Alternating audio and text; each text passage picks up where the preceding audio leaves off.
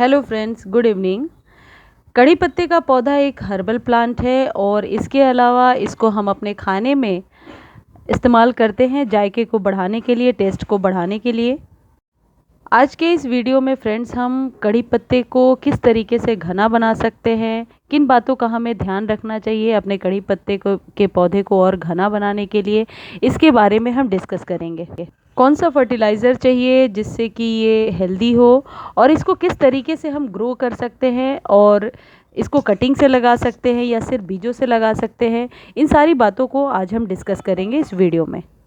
Friends, कड़ी पत्ते के प्लांट को आप बीज से और कटिंग से दोनों ही तरीके से ग्रो कर सकते हैं, लेकिन दोनों को ग्रो करने का जो सीज़न है वो अलग अलग होता है, यानी एक ही मौसम में दोनों को ग्रो नहीं किया जा सकता है। यदि आप बीजों के द्वारा ग्रो करना चाहते हैं तो उसके लिए तेज़ धूप का होना ज़रूरी है, यानी कि मई जून का मंथ बेस्ट है उसके लिए।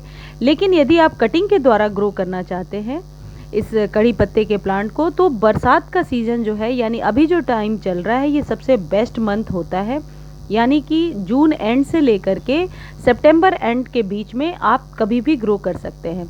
मैं अभी आपको दिखाऊंगी कि यहाँ से कटिंग निकाल करके मैंने कहीं लगाया है और अभी बरसातों में ज़्यादा केयर भी करने की ज़रूरत नहीं है और उसकी कटिंग बहुत ही आसानी से चल गई है। लेकिन फ्रेंड्स, जब भी हम कड़ी पत्ते के कटिंग को लगाते हैं तो एक बात का हमें बहुत ज़्यादा ध्यान रखना होता है कि कटिंग कितनी बड़ी होनी चाहिए। कम से कम 3 इंच की कटिंग लीजिए और 1.5 इंच की कटिंग आप मिट्टी के अंदर रखिए और 1.5 इंच की कटिंग मिट्टी के बाहर रखिए।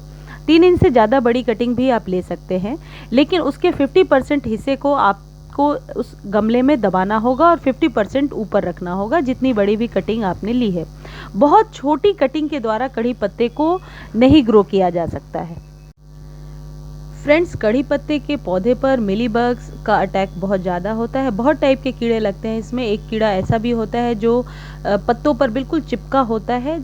ऐसा कोई भी यदि आपके प्लांट में कीड़ा है तो आप केमिकल, किसी भी तरीके के केमिकल का इस्तेमाल ना करें, बल्कि घर के बने हुए जो भी होममेड आप लिक्विड देते हैं वो दीजिए। यानी कि कीड़ों को हटाने के लिए जो भी आप ट्रीटमेंट करना चाहते हैं वो होममेड होना चाहिए, क्योंकि ये कड़ी पत्ता जो है ये हमारे खाने में यूज़ होता है। तो मैं बिल्कुल भी सजेस्ट नहीं करूँगी कि आप इसमें कोई भी केमिकल डालिए।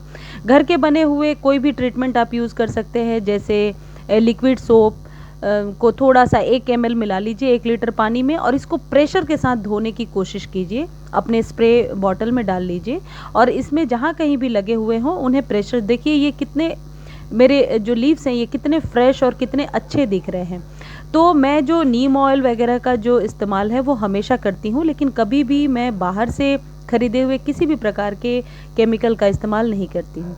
फ्रेंड्स, एक चीज़ और है कि यदि आप घना बनाना चाहते हो कड़ी पत्ता को, तो जिस तरीके से ये पत्ते मैं निकाल रही हूँ, पत्ते लेने के बाद ये जो पतली सी स्टिक है इसे आप कट कर दो। यदि आप इसमें लगे हुए छोड़ोगे तो ये पीला पड़ करके गिरेगा और भी टहनियों को ख़राब करेगा। तो जब भी आप पत्ते को ले लेते हैं उस टहनी को कैंची से कट कर दीजिए।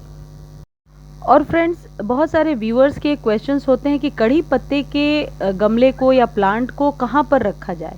फ्रेंड्स, ये सन लविंग प्लांट है, आप इसे कभी भी शेडी एरिया में ना रखें, बल्कि सुबह से लेकर के शाम तक की जो धूप है इस कड़ी पत्ते को चाहिए अच्छी ग्रोथ के लिए। सुबह से शाम तक के सनलाइट में आप रख सकते हैं।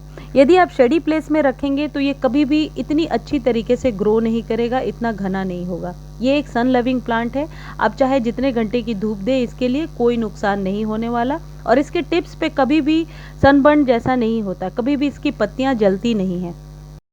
जहाँ तक वाटरिंग की बात है, क्योंकि ये पौधा पूरे दिन सनलाइट में पड़ा होता है तो वाटरिंग रिक्वायरमेंट बहुत ज़्यादा होती है। गर्मियों में तो कभी कभी सुबह और शाम दोनों टाइम वाटरिंग करना होता है। अभी बरसातों में तो रेन वाटर है इसलिए ज़्यादा वाटरिंग की ज़रूरत नहीं है, लेकिन इस प्लांट को रोज़ वाटरिंग करना होता है। जहाँ तक इसके सॉइल की बात है फ्रेंड्स, आप सॉइल मीडिया कुछ इस तरीके से तैयार करें कि इसकी मिट्टी में थोड़ी नमी बनी रहे, क्योंकि ये पूरे टाइम सन में रहता है। इसलिए जब कभी भी आप मिट्टी तैयार करें उसमें कोकोपीट, वर्मी कंपोस्ट, काऊ डंग मैन्योर और गार्डन सॉइल, रेती भी 20% आप ज़रूर मिलाएं और इन सबको मिला करके एक अच्छा सा सॉइल मीडिया तैयार करें जिसमें कि पानी रुके नहीं लेकिन नमी थोड़ी बनी रहे। नमी बनाने का सबसे अच्छा तरीका होता है या तो आप किचन वेस्ट से जो भी आपने खाद तैयार किया है आप वो यूज़ कर सकते हैं। मैं तो नाइट्रोजन के लिए, क्योंकि लीफी प्लांट है तो इसमें नाइट्रोजन की मात्रा ज़्यादा चाहिए, तो मैं जो यूज्ड चाय पत्ती होता है, मेरे लास्ट टू लास्ट वीडियो में मैंने बताया है किस तरीके से चाय पत्ती को आप यूज़ कर सकते हैं। उसे अच्छे से धो लीजिए, सुखा करके पाउडर बना लीजिए और उसे मिट्टी में मिला लीजिए। उससे कोई नुकसान नहीं होगा, बल्कि आपके पत्ते बहुत ही हरे भरे से होंगे, जैसा कि आप देख पा रहे हैं। उसी नाइट्रोजन का कमाल है। आप देखिए ये गमला कितना अच्छा लग रहा है, कितना भरा हुआ है। फ्रेंड्स, इस प्लांट को घना बनाने का एक तरीका तो ये है ही कि आप इसे आसानी से पिंचिंग कर सकते हैं, यानी कि यदि ऊपर से आपने छोटे पार्ट को कट किया तो वहाँ से और नई ब्रांचेस निकल करके आएंगी। और ये मेथड करीब करीब बहुत सारे हमारे प्लांट को बुशी बनाने के लिए काम करता है। तो ये तो थी कड़ी पत्ते से जुड़ी हुई जानकारी। फ्रेंड्स, चैनल को सब्सक्राइब करना ना भूलें। Thank you.